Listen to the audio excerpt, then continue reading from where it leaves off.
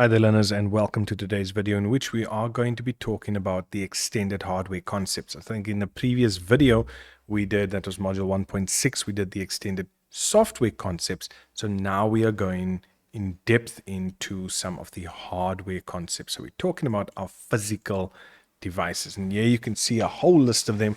When we look at our input and output devices, we're going to be looking at a number of examples there.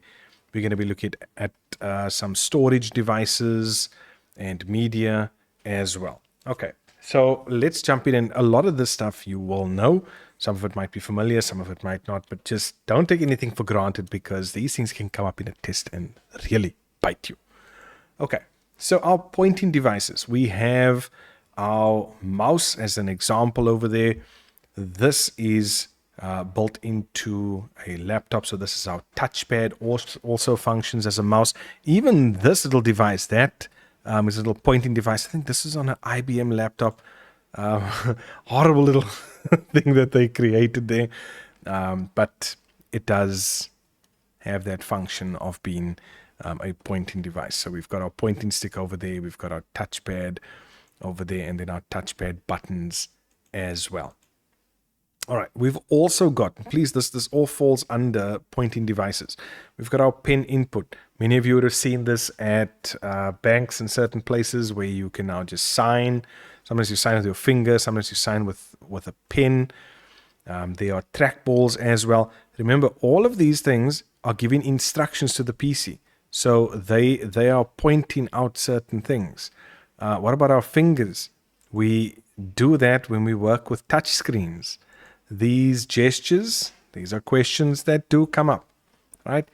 They might give us the pictures, or they might, I think generally they actually ask you what are, or name two of the gestures that you would use when working with a touchscreen device.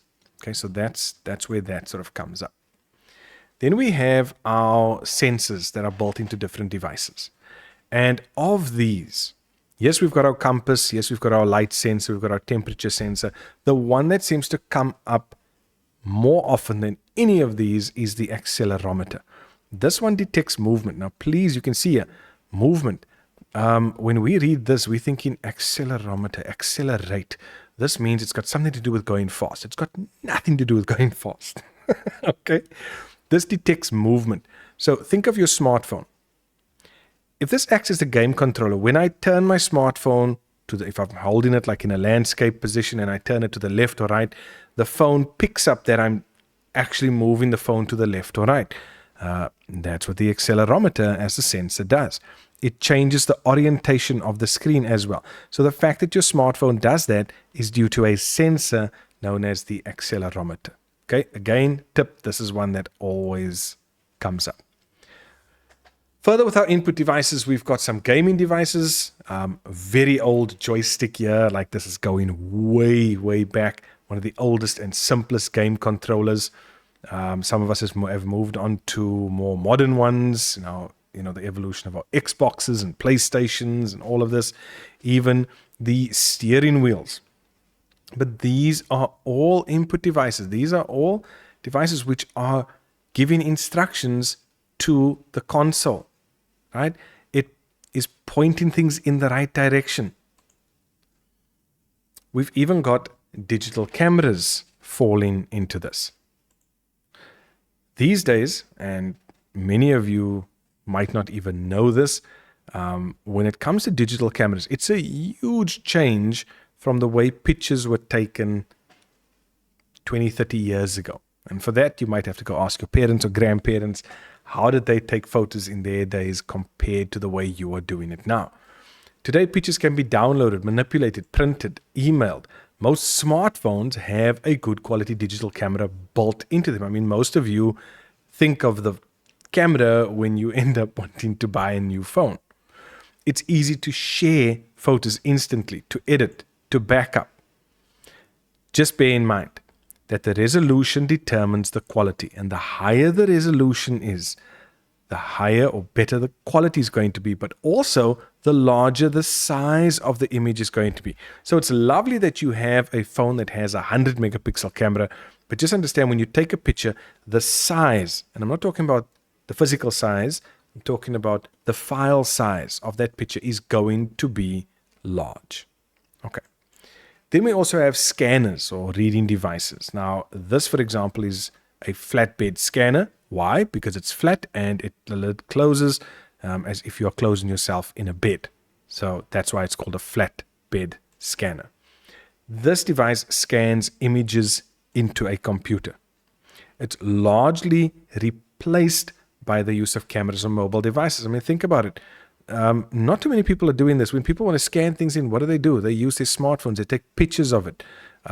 These days, there are a lot of QR codes that give us quick access to web addresses. So we see the QR code. We can scan the QR code. It shows us a web address. It takes us to that web address quickly. And these QR codes can be programmed with whatever information you want in it. Okay. Now, we also have this one. We know whenever we go to the shop, any sort of shop, there are barcode scanners or barcode readers, and they take different forms. This is a handheld one, but your barcode is basically scanned to access extra information about it. Information regarding the price, the codes on the central database, and this serves to update the records for stock taking and sales figures. So when this is scanned in at the till and a purchase has gone through, the stock taking records are updated, and now they know, you bought 3 tons of baked beans, which means in our stock now we have 3 tons less. We might need to be ordering more. The benefits of these are speed and accuracy. Okay, you see how quickly things are done at the till. Just imagine if it was written out by hand. We also have biometric scanners. Now, when we talk about biometrics, please, we're talking about a part of your body, right? So it's measuring something biologically, something unique. And as a side note, this is the beauty of the human being and the way we were created, in that each and every one of us are uniquely created. No one else has your fingerprint. No one else has your iris. No one else has these unique features. So this is what makes biometric scanning so beautiful. It just shows you how unique you really are. That is a massive security tool that you can use, but just remember, things like this are expensive. We've also got card input. I mean, this is what we use in every single day. The data is stored magnetically on your cards, and when you bring it near this device, it is able to communicate and process whatever payment it needs to. All right, moving on. We have RFID tags as well, or radio frequency identification. These tags use small radio waves to store and transmit data. Okay, and there you can see an example. Shame, I hope it's not hurting that cat. Then there's character recognition. So remember we spoke about the scanner, right? Now, there are different types of character recognition. And what this basically means is that the software is able to pick up all these individual characters, recognize it, and do something with it.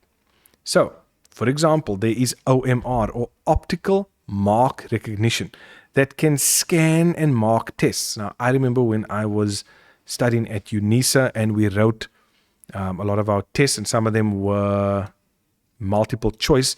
You had a sheet, you had to fill in that multiple choice on that sheet with pencil, and they would simply take that sheet of, or your answer sheet, and they would put it through the computer, and using this type of software, it would actually work, it would read it, it would mark it, and give a result. Okay. Then there's MICR, or magnetic ink character recognition. This is an old one. This worked with the magnetic ink on checks. We hardly use this anymore. And then we have, this is the one that's probably the most important, this and OMR, your optical character recognition. This is when you scan in a document using that flatbed scanner or sheetbed scanner. It's able to scan all these letters, all these characters on the document, and turn it into one that you can actually edit. Then you can edit the text of that document, print it out, save it, change it, do whatever you need to. But you can only do that if you have this software. That's with a scanner. Okay? So please just know the difference between OCR and OMR. Then we also have video and audio input, where we are wanting to get video onto the PC. And this could be onto the PC, onto the laptop, wherever. We can record it directly from a webcam. We can transfer it from a digital camera or digital video camera. We can transfer it from our cell phones. We know we can do all of those things. Here are some pictures of how things were done back in the day. This is your old VHS, and you can see this person is actually taking these VHS videos, putting it through a device, and then recording that, or playing that in order for the PC to record it, so that they can actually make a copy of this onto this PC. Maybe these are old VHS videos that they want to actually store digitally now to be able to watch it, because these things can get damaged over time as well. Okay. So here also we have another, and these are some of the AI generated pics that I have. I've been playing around with that. Also depicting us being able to take various types of files and, get that into the PC. Here's another one where you're sitting on your phone and you wanted to transfer video and pictures, all of this type of stuff over to your PC. Okay, so this is all about getting this video, getting these files from one device over to another. Now, audio, we've got audio input as well. Audio can be used for recording and mixing music, for recording narration, for presentations and videos, the way I'm doing now. I've got my microphone set up, and as I'm speaking, I'm inputting into this particular video that I'm putting together here. Inputting text here, you will need voice recognition software. In other words, when I speak, I can have Word open or whichever software I'm going to be using, and I use speech to text software, and as I speak, it actually types out the words on the screen for me. I can also use this to give the computer commands. Okay. So here's an example of voice recognition software. This is a very old example, Dragon Naturally Speaking. The biggest problem with this was, yes, while it uses a microphone and the software works beautifully, in South Africa, based on our accent, it didn't always work so nicely. So you had to teach it what your voice sounds like and how you actually pronounce things. And so here you can see it's telling you to read the following sentence aloud in a naturally speaking voice. And then you've got to read that, and it will pick up and then see, if it's interpreting it correctly. And so this is how the program would then learn based on your voice. We've also got audio output. Now, this is where, remember, it's coming out of the PC now. It's no longer going into the PC. This can give users feedback when interacting with the computer, like when it gives you a beep or a particular sound that something is done. It makes it easier for disabled people when they are using text-to-speech. So they might type out something and it reads that back to them, right? Or gives them a verbal instruction through the speakers. It makes games more realistic. Well, we know that. And it turns computers into real entertainment devices because we can play videos and music and movies and all this type of thing. But the quality of the sound will depend on the quality of the equipment. You cannot get cheap speakers and expect it to play like some of the most expensive stuff out there. It just doesn't work. On the output side, some more items like your data projectors. Most of us know what the data projectors are. They present output to an audience. It displays what is on your monitor onto a screen or wall. This can be an LCD projector, a DLP, an RGB. Generally, they don't ask you about that. They just, at this stage, they just want you to know what a data projector is and what it does. What is the advantage of it? It means that when I display it on a screen, more people can see it, right? I can share my screen with multiple people. So those are just some of the things that come up. Then we also have our multifunction printers. Now, first of all, what does this mean? Multifunction. It means that my printer performs more than one function, which means it does more than just print. It can print, it can copy, it can scan, it can fax, it can maybe do email as well, right? Some of the more modern ones and larger ones can do that. So you have a number of functions that are rolled into one. And there you can see print, scan, fax, email, photocopier. We're not going to really worry about the fax machine there. Then our storage devices. Now, we still touch on these just so you know what it is. Okay, it's really starting to fade out. So this might be the last year or two before this is really sort of phased out completely. Most of us don't even use these. A CD, a DVD, and a Blu-ray. What do we use more than anything else? Flash drives, right? And you'll see why. So our CDs and DVDs we use to distribute software and music. DVDs and Blu-rays, they were more focused on storing movies. Now have a look at this. This is the important bit here. A CD could only hold a maximum of 700 to I think around 740 megs. Megabytes. Megs, not gigs. A DVD could hold up to 8.5 gigs. Folks, the smallest flash drive I have in my possession is a 16 gig flash drive. That's already bigger than this. Blu-ray, especially if you had a double-sided Blu-ray, could hold 50 gigs or more. Okay, but it had to be a special one because, yeah, it would usually be less than that. So, please, this you need to know just in relation to where we are now with flash drives and external hard drives and things like that, right? Also, when we talk about optical media, these are examples of optical media. Why? Because what is an optical drive? It is a drive that uses laser light to read from or write to optical discs. What are the optical discs or optical media? These. It uses a laser light to read from these discs. So whatever information is on here, it would use this light to read from there, and then the information would open. Okay, so please know the difference between an optical drive and an optical disc, or if they use the term optical media.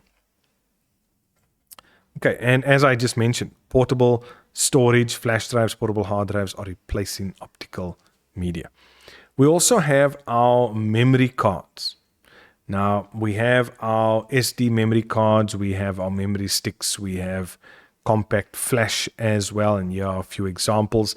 These are generally inserted into a card reader, and this is why you'll see some of the laptops that come out with card readers. These you'll see sometimes in digital cameras or devices like that. You'll see them, I think, even in these GoPros and stuff like that. You'll definitely find these in there. Because what happens is it takes whatever it's recording and it records it onto these memory cards. That I can then put into my PC, either via an external memory card reader that's plugged into the PC, or if I've got a memory card reader built into my laptop, I can just plug it in there and then copy and paste whatever I need to take over. Then, lastly, we look at taking care of the PC system. Right, so what can you do in your computer work area? And we want to try and keep our computer work area, if you have something like this at home, nice and clean. You want to keep magnetic sources away from your computer because it can damage things. You want to keep it dust free. You want to keep the area well ventilated. This is why most computer environments have an aircon of some kind. We do not drink liquids near the computer. We don't do that. We don't eat over our keyboards as well. I know many of you sit and you watch movies on your laptop and you've got your cool drink or your slushy or your nice hot drink next to you, and you've got your food in your lap, and and then you have to get up, and then everything goes everywhere. Okay. As we continue, I mentioned about the optical storage media. There's our optical drives, and this is our media. So it's exactly what we spoke about earlier. And then we move on to our processing. So that is a typical motherboard, right? We see our motherboard. We see there are our RAM slots. Here's an expansion slot. We've got the area for our CPU. We've got our power supply over here. And we've got the various ports that connect peripherals to our computer. There's USB, there's 2 network ports, there's a sound card as well. So all of that is built in. This is one big circuit board. It's the largest circuit board in our computer. Okay. What else falls under processing? Is it just the motherboard? No. It's going to be our CPU as well, our central processing unit. Right? What does this do? Well, our central processing unit is basically the brains of the whole operation. Okay? This CPU, its speed is measured in gigahertz. It plugs into a socket on the motherboard like I showed you earlier. And the working part of a CPU is actually very small. It's like a piece of silicon which contains billions of electronic circuits. So all the calculations that take place in the PC, everything we do goes through our CPU. This is why this is massively important if you are building a PC, to make sure you have the right combination of motherboard and CPU. We also have RAM and ROM. Now, these are questions that come up all the time. What is the difference between RAM and ROM? This is random access memory. This is read-only memory. This memory is volatile, which means it changes. When the PC switches off, everything here, shame, this poor guy loses his memory every single time the PC is switched off. He's blank. He wakes up again when the PC is switched on. He has no idea who he is, what he's doing, but he just performs whatever he's told to do. Right? This is a temporary storage area, volatile. ROM, this is non-volatile. This doesn't change. This is like that stubborn individual that no matter what you tell them, they just don't listen to you. They have their own instructions. They know what they need to do, and that's it. Okay? Now, yes, ROM can be reprogrammed, but we're not getting into that here. Okay, so RAM, ROM, volatile, non-volatile, temporary, permanent.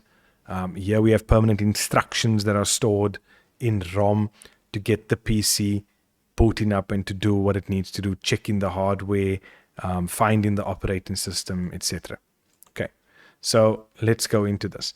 Remember, our random access memory, our RAM, this is where the CPU keeps all of the data and instructions it's working on. As I mentioned, it's volatile.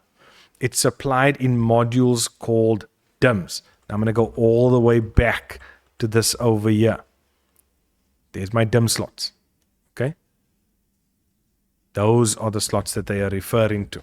Right. Just so we are together. It is fast. It is electronic and therefore much faster than storage.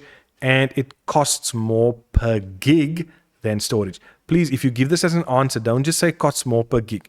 You have to say costs more per gig than storage. Okay. This is the easiest way to upgrade the performance of especially your laptop. Okay, but it works for your PC as well. Then with the ROM, or read-only memory, this is a special chip that holds the instructions needed to start the computer and load the operating system. That's exactly what I said earlier. It is relatively small.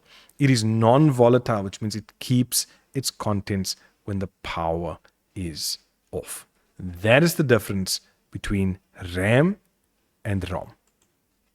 Right. And that brings us to the end of module 1.7. We've looked at our input and output devices. We've looked at our storage devices and media and our processing as well. So that's it for module 1.7.